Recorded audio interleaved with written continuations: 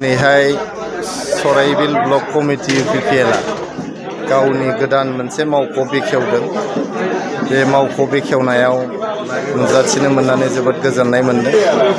जोंनि UPPL नि मावथि फारियाफ्रा प्रमद बर' सारनि हेफाजाब मोननायजों जोंनि UPPL हान्जानि सराइबिल ब्लक कमिटिनि मावख'खौ जे दिनै बेखेवनो हाबाय, बे जोबोद गोग्गाथाव बाथ्रा।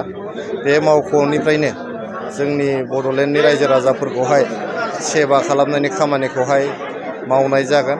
सराइबिल ब्लक कमिटि एबा जोंनि गसाइगाव जे ओनसोल दङ, बे गसाइगाव ओनसोलनि रायजो राजाफोरखौहाय बे मावख'निफ्रायनो बिथांमोननि जेंना जेंगोना, बिथांमोननि सुबिदा उसुबिदा, बिथांमोननि मावनां हाबाफारिफोरखौहाय जोंनि UPPL नि कर्मिफ्रा मावलांगोन आरो बयबो बेयाव जिरायफैनो हागोन।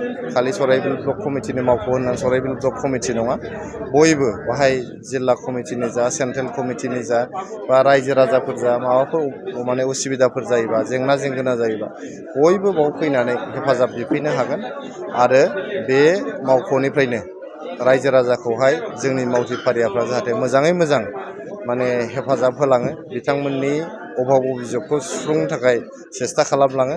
आं बेखौनो जोंनि मावथिफोरनिसिम खावलायदों आरो दिनैनि बे सराइबिल ब्लक कमिटिनि मावख' बेखेवनाया जारिमिनाव मोनसे माइल खुन्थिया जानानै थागोन।